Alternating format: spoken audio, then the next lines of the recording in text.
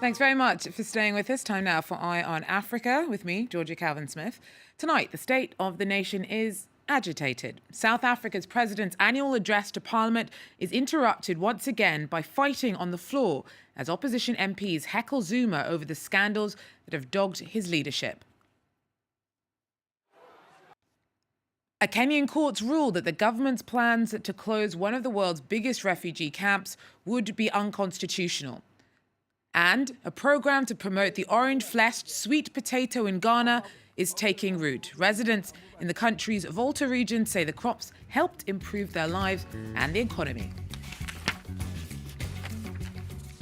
But first, once again, the State of the Nation address of South Africa's president was delayed by violence in Parliament. A brawl broke out between guards and opposition lawmakers who heckled Jacob Zuma over various scandals before they were forcibly ejected. It's the third time that members of the red-clad Economic Freedom Fighters Party attempted to disrupt the speech. Their leaders accused Zuma of being rotten to the core, and the leader of the main opposition, Democratic Alliance, also walked out on Thursday, accusing Zuma of being unfit for office. Now, it all comes a day after Zuma controversially added 400 soldiers to Parliament's security detail. Aisha Ishmael joins us now with more from South Africa. Aisha, if the deployment of troops was to keep things calm in Parliament, that clearly didn't go as planned. So what was Zuma thinking of roping them into the State of Nation security? Well, what we saw at the State of the Nation address this evening was an excessive show of power. I spoke to somebody at Parliament, and this person explained to me that over the past 4 years, the number of soldiers deployed to the State of the Nation address had increased from 168 to 441 this year. And the interesting thing is that the Speaker of Parliament, when asked about why so many soldiers were deployed to Parliament to hear President Jacob Zuma's State of the Nation address, she was unable to answer that question. If it was for protection or to maintain law and order, we saw it clearly didn't happen because the economic freedom fighters carried out their threat to disrupt President Jacob Zuma's address to Parliament and to try and stop him from addressing the nation, saying that he was not an honourable member because he had violated his oath of office and that he had violated the Constitution of South Africa. So why the need to deploy the more than 400 soldiers, we still don't know. So Zuma's speech was delayed by over an hour by those antics that we saw there. But once he did start speaking, what were the main points? Well, to be honest with you, President Jacob Zuma's speech was overshadowed by what happened before he started talking. But once he started going, he did talk about improving education in South Africa. He did talk about health. He talked about growing the economy. He talked about also investment and also about how the country needs to attract foreign investment into South Africa. And he also went as far as to direct this to the Department of Home Affairs and Foreign Affairs, saying that there must be no red tape and delays in allowing and granting people visas to come and work in South Africa where their skills are needed. He also talked about the contested land issue and appealed to people that when those that were dispossessed, when they are given alternative land back, they should hold on to the land and not opt for financial compensation, as we've seen over the years, people opting for financial compensation instead of taking alternative land. So, Aisha, we saw the antics from the economic freedom fighters. We also saw the Democratic Alliance walk out. Has Zuma's scandal-dogged leadership over the last couple of years actually united the opposition against him? In certain ways, it has, because EFF, the DA, and other smaller opposition parties are, they speak with one voice when it comes to the fact that President Jacob Zuma is not fit to hold office. But of course, the African National Congress has a majority in parliament, and we saw what happened. There's been a number of times where members of parliament have tried to have President Jacob Zuma removed and tried to have him impeached. But because of the ANC having a majority of parliament, that has just not happened, and those motions have not succeeded. But yes, to answer the question, it has to an extent united opposition parties. Thank you very much. Aisha Ishmael there for us in Cape Town. Well, to Kenya now, where a court has ruled that the government's plans to close one of the world's biggest refugee camps would be unconstitutional. Nairobi is set on shutting Dadaab for security reasons, but critics of the move accuse the nation of forcibly sending vulnerable Somalis back to a war zone. The Dadaab refugee camp, the world's largest, home to some 260,000 people. The vast majority of them Somalis who fled after civil war broke out in 1991. For months, the future of the residents had been in limbo. Kenya's authorities had threatened to dismantle the camp, citing security concerns. They claimed it acts as a terrorist training ground for Somalia's al-Shabaab militants. But on Thursday, a Kenyan court ruled against the order. The government decision specifically targeting Somali refugees is an act of group persecution, illegal, discriminatory and therefore unconstitutional. According to the judge, the Kenyan government could not prove Somalia is safe for the refugees to return, a decision celebrated by rights groups. Today is an historic day for more than 250,000 refugees who are at risk of being forcefully returned to Somalia, where they would have been at serious risk of human rights abuses.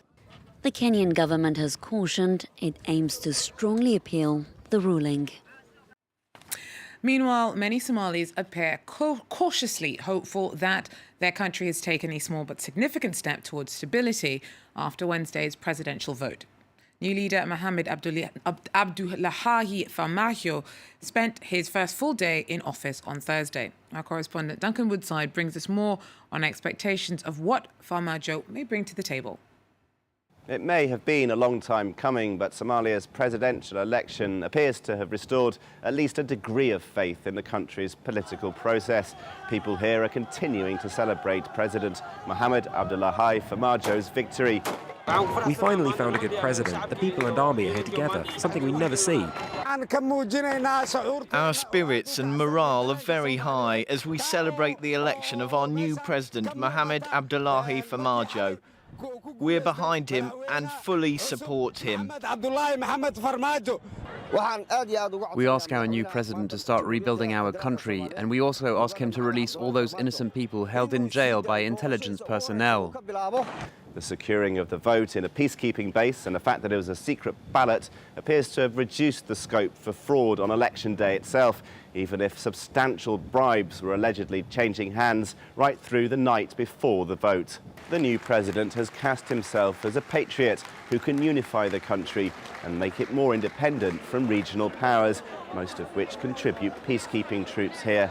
That could mean some delicate diplomacy ahead, particularly with Ethiopia, but also Kenya and Uganda, since the new president remains dependent on these powers in the fight against the Islamic extremist group al-Shabaab. Duncan Woodside there for us. Now, the UN's new chief made his first appointment of a special envoy to a conflict area since he became head on January the 1st. Antonio Guterres plans on appointing former Palestinian Prime Minister Salam Fayyad as the UN's top diplomat to Libya. He'll take over from Martin Kobler in helping broker delicate talks behind a deal that set up a unity government for Libya after years of violence and political uncertainty caused chaos throughout the country. The Ivorian government's kept up efforts to negotiate with special forces troops who picked up the mantle of mutiny this week, demanding the payment of bonuses. They held protests in the town of Adiake and appear to be angling for a deal like one struck after unrest last month, which saw the state offer some soldiers large one-off payments.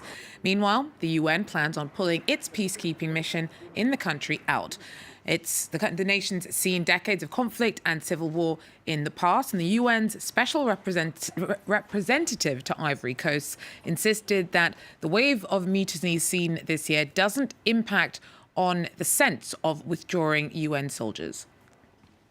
I don't think we should call it mutiny when we know the meaning of the mutiny, and also when we have heard about those soldiers who were saying that they were only claiming for some payments. So an assessment has been conducted by the Security Council, and this assessment concluded on the fact that the stability is back to in Côte d'Ivoire, and it is the time for the mission to be withdrawn from Côte d'Ivoire. And finally, a program to promote the orange-fleshed sweet potato in Ghana is taking root. People in the Volta region say the crops helped improve their lives and the general economy. For the last 4 years, Julius Dorsesi has been harvesting sweet potatoes in eastern Ghana's Volta region. He's part of a program that is promoting consumption of a variety known as the orange-fleshed sweet potato. 90 days exactly is mature to harvest. And once 90 days to mature to harvest, we are going to set the vine and the root. It's a big difference.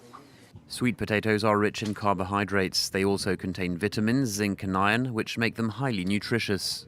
The Eastern and the Southern Africans are using sweet potato more than West Africans. Many people are not aware of the potential of the crop, and we need to do more public awareness program. The program has found ways to sell value-added products made from sweet potatoes. This bakery sells breads, scones and cakes made from the root vegetable. When I started using sweet potatoes, my income increased because people who like potatoes started buying my bread. The sweet potato bread has become hugely popular in local shops and with drivers on the main road. Changing weather patterns mean more farmers are being encouraged to take up alternative crops like sweet potatoes that are both nutritious and profitable. And finally, in a rare moment, Kenya's President Uhuru Kenyatta is seen here ripping up the dance floor alongside FBI dance crew. Kenyatta's been throwing shapes down in a dance to encourage young people to register as voters ahead of elections this August. I think he's looking pretty good, particularly that bomber jacket. Well, thanks very much for joining us here at Eye on Africa. Do so again if you can. Take care. Should just let the